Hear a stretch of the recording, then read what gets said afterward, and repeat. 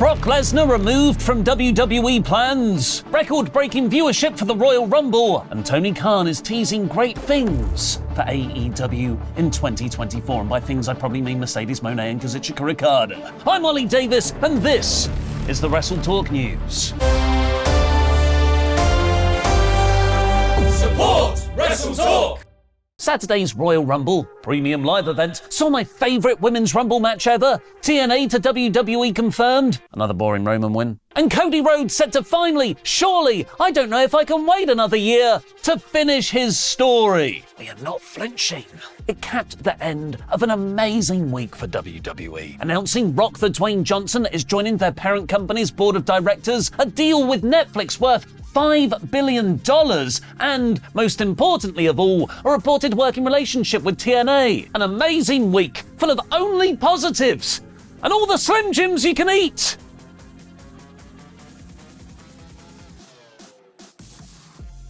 Just one more thing. The amazing week for WWE aren't my words. They're the words of WWE Chief Content Officer Triple H during the post-Royal Rumble media conference. And it is.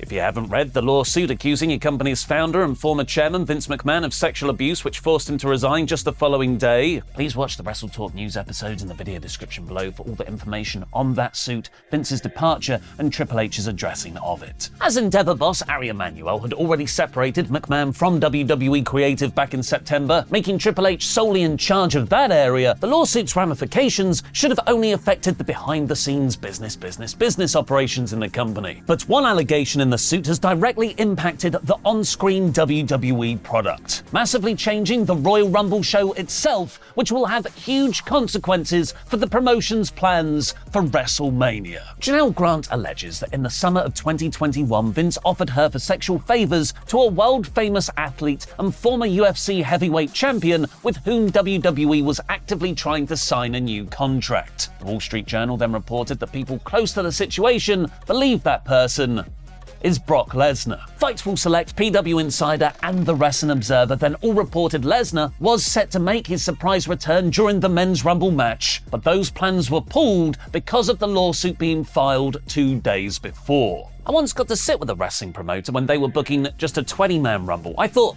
this'll be cool. Rumbles are the most fun gimmick match to watch, with surprises and eliminations and someone new coming out every 90 seconds. Turns out they're also the hardest to keep track of. 4 hours later in that room, barely halfway through, I realised it's almost as much as an algebra equation as a creative process. If Austin Theory enters at number 9 and Jey Uso has been in for a total of 17 minutes 43 seconds, should Shinsuke Nakamura eliminate Ludwig Kaiser? So I do not blame WWE for how they dealt with Lesnar being pulled from the match just 48 hours from the show. They just directly replaced him with Bron Breakker, complete with all Lesnar's pre-planned spots. Which is fine for the Rumble, but what about the road to WrestleMania? Rumble spots and eliminations, particularly for Brock feuds, often sow the seeds for matches that will happen over the next 3 to 4 months. Like how we were supposed to get that huge Brock Lesnar versus Dominic Mysterio match we've all been asking for. Breakker was eventually eliminated by Mysterio, which Post Wrestling has confirmed was the original plan for the Beast Incarnate, because it was going to set up a match between the two at the huge Elimination Chamber Stadium show in Perth, Australia, the following month. Meltzer has since corroborated this in his F4W Online daily update, writing, "There were a number of changes made for Mania in the last few days. The way it was explained to me is that it involves the creative plans for Brock Lesnar and a domino effect when the decision was made at the last minute to not have Lesnar on the show due to the lawsuit. The Lesnar creative, which at this point he's not going to be involved with unless they decide they would bring him back, was Lesnar versus Dominic Mysterio in Australia." Meltzer then speculated that Lesnar's plan for WrestleMania was to face Gunther for the Intercontinental Championship. So is all this now about to go to Bron Breakker? Talking to Kathy Kelly after the Rumble, where Breakker eliminated 4 people in 5 minutes 20 seconds and was one of the standout performances of that match, it seems to be far more than just an NXT cameo WWE booked to replace Lesnar last minute. Things didn't go my way, but I'm not done with the Judgment Day by any means. Okay, maybe it is. And Judgment Day, they're just going to go down to NXT and they'll do a month storyline with him and Baron Corbin and stuff like that. Wolf Dogs, my favourite team at the moment. But just one more thing. Breakker then added, "I think tonight I proved that I belong in the main roster. This is my home now. I'm ready for the work. I'm ready to prove to my peers and to the people, everyone out there who believes in me, that this is where I belong and this is what I was born to do. I'm here. I'm ready to go." Which is amazing news for both Breakker and WWE, as he could be a jolt of energy to the Raw roster and perhaps be catapulted into superstardom if they do decide to book him beating Gunther at Mania. Unfortunately, that does come at the expense of his Wolf Dogs tag team with Baron Corbin, who have been genuinely awesome in NXT's Dusty Rhodes Classic, for which they're in the final. How would you capitalise on Bron Breakker's unplanned main roster call-up? Let me know in the comments down below, because I'll be replying to people from out of running the ropes really, really fast.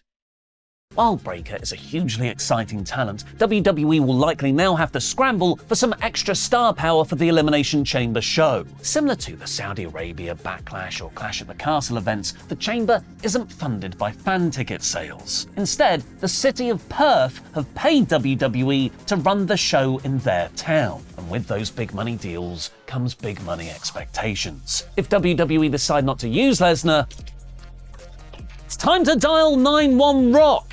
As for the rest of the WrestleMania card, Meltzer has confirmed the major matches remain in place. Io Sky vs Bayley for the SmackDown Women's title, following Bayley's Rumble win. Rhea Ripley vs Becky Lynch for the Raw Women's Championship. Seth Rollins vs CM Punk for the World Heavyweight title, Seth's injury pending. And Roman Reigns vs Cody Rhodes is the planned main event. Reigns vs The Rock is still on the boards, but for later, as long as The Rock is open to doing it. Which is wrestling speak for, "Rock, we want you to work Saudi Arabia."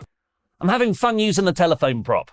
Bron Breakker wasn't the only main roster debut though, as Jade Cargill put in an excellent showing in her first WWE match as the Women's Rumble 28th entrant, eliminating Nia Jax, Naomi, and kind of Becky Lynch, and lasting to the final three. It seemed as though WWE were positioning Cargill as a focus on the road to WrestleMania, perhaps for an often fantasy-booked dream match against Bianca Belair, as they had several interactions in the Rumble. But Brian Alvarez has noted there are some obstacles she still needs to overcome first. Mainly, Alvarez has been told from people behind the scenes she has a hard time remembering a lot of stuff in regards to her in-ring work. Alvarez recommends the best way to improve that is to include her in WWE's live events tour, to get the reps in with veteran talent. Because AEW never really did many house shows, Jade has only wrestled 65 matches in her almost 3-year career, far below the amount many need to hone their craft early on. As for the Women's Rumble match, Fightful Select have reported it was rehearsed on Thursday at the Performance Center, which is where everyone found out that both Naomi and TNA's Jordynne Grace would be in the match, which is likely why that news was leaked on the day ahead of the show. With the returns of Naomi and Liv Morgan, the debut of Cargill, and seeming access to all of TNA's Knockouts division, Triple H has constructed one of the deepest women's rosters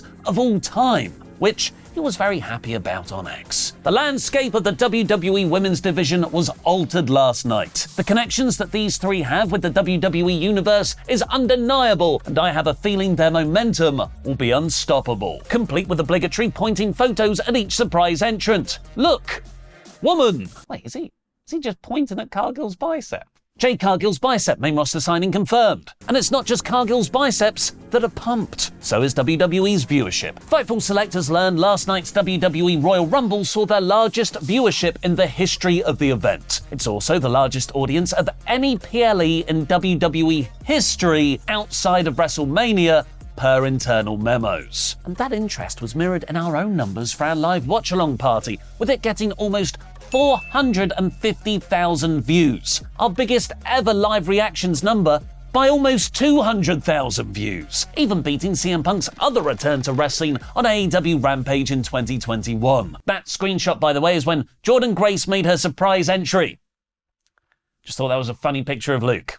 That was our first watch-along party since Survivor Series, where our CM Punk return reaction was used loads on WWE TV, so thanks for the rub! It's indicative of the still rising tide of WWE popularity, which Tony Khan looks like he's making his own plans to capitalise on. But before I go through that, here's a message from Turbo Jack. No, honestly, it's a real job. I don't know, they get me to read out names from it's this thing called Patreon. I don't know, they got loads of exclusive content on it, though. Will you take me back, Jolene? Will you at least take out a subscription to Patreon for WrestleTalk? They got Survival Series remote on. I'm sorry. Oh, hi there. My name's Hades Wrestler Turbo Jack, and I'm here to read out WrestleTalk Patreon's wonderful pledge hammers. Go join over on that Patreon so you can get your name read out by me too. Thank you, The Black Plague, Butch Rosser, The Cleaner, Kenneth Shaw, The British Bulldog, Fitted Boy J. Smith Jr., He Can Lie Sean for longer than you in the ring, Starbucks, Stephen Costa, and The Shield Maiden, The Zornix. Patreon.com/thing WrestleTalk. That's where you gotta go to get your own shout out. Please, Patreon.com/WrestleTalk.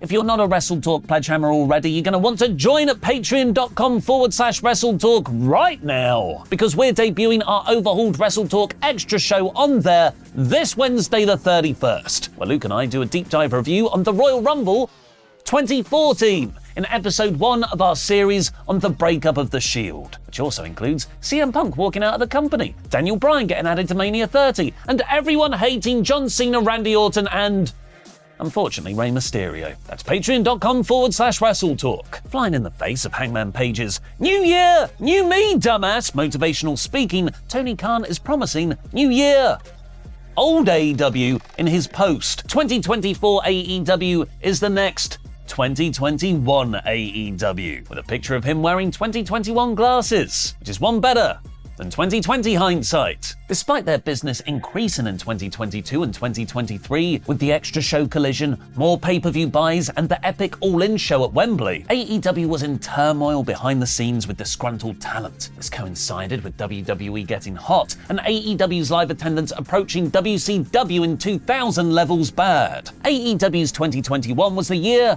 of all the surprise signings, like Malachi Black, Andrade, Bryan Danielson, CM Punk, and Adam Cole. Hey, 3 out of 5 still being there ain't bad. Okay, yep. Of course, I just read that Dave Meltzer's reporting Malachi Black doesn't like doing jobs, aka getting pinned, which is why his Collision match had the escape the cage stipulation, and that he'll be going back to WWE as soon as he can. 2 out of 5 ain't bad. Khan's 2024 as the new 2021, though, could be a tease of an influx of new top-tier talent to replace them, with both Mercedes Moné and Kazuchika Okada reportedly close to signing. Deals that are now more likely than ever, purely because neither showed up in the Royal Rumble. Learn more about the Vince McMahon fallout in WWE by watching the video on the left.